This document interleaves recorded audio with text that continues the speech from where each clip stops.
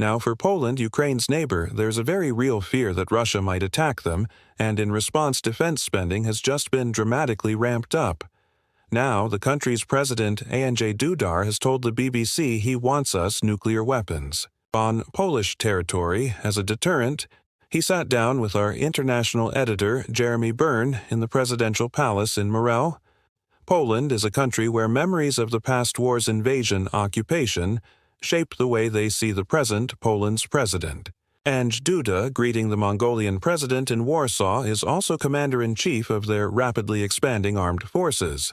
Mr. President, he sees Putin's Russia as every bit as dangerous as the former Soviet Union Poland's overlord for 40 years after the Second World War. Can we talk a bit about Poland's security? You've said that you would like the United States to move nuclear weapons to station them here in Poland. How does that make you more secure?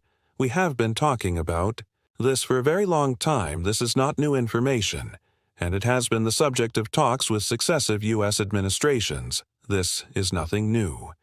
They've always said, of course there was a question from a journalist asking whether we are interested in the French nuclear umbrella in line with President Emmanuel Macron's statements.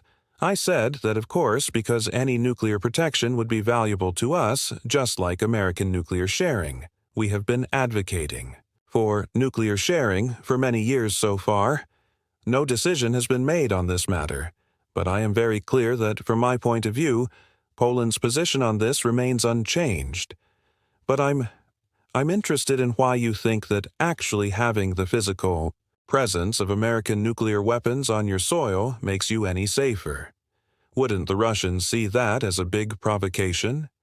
First of all, we believe this is a matter of security. This weapon is not an offensive weapon. It is a defensive one. I want to emphasize once again that this is a weapon designed primarily to defend against a nuclear attack. Secondly, it is Russia, without asking anyone's opinion, that has relocated its nuclear weapons to Belarus. This is no secret. Even Putin openly talked about it in a televised interview so far. It is Russia that is employing an offensive strategy. And let me stress that Russia is the aggressor.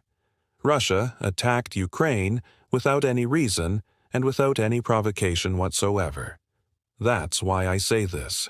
NATO should implement a defensive strategy. A defensive strategy means responding to Russia's actions, and I believe such a response is necessary. The response should be the relocation of nuclear weapons to NATO. Member states, we as Poland, are ready to host these nuclear weapons. There are American nuclear weapons in Germany. There's Article 5 of the North Atlantic Treaty, to which you're a signatory, which is the Mutual Defense Clause in, that why does physically having American weapons here make you any safer? Because you're protected anyway, aren't you? By Article 5, every piece of strategic U.S. and NATO infrastructure on our soil strengthens the United States and NATO's commitment to defending this territory. But do you think that Trump actually would honor Article 5? Article 5 is the foundation of NATO's existence. If there ever came a time when Article 5 was not upheld, then the very existence of the alliance in its current form would be meaningless, don't you think? Though it's been very damaging the way that Article 5 has been brought into question by some of the things that Donald Trump and his senior advisors have been saying about their commitment to Europe. People are doubting it. Now, Trump argues, why should the American taxpayer fund the defense of these countries when they are not even investing in their own security? There is some logic to this argument. However, I think it's primarily a negotiating tactic. Trump is bargaining, making his position clear, and in a way, issuing a warning. The tomb of Poland's unknown soldier is never left unguarded. Poland carries the scars of generations of trouble with Russia. They're not certain that their European allies understand the Polish point. That they need to spend big on defense now, Jeremy Byrne reporting.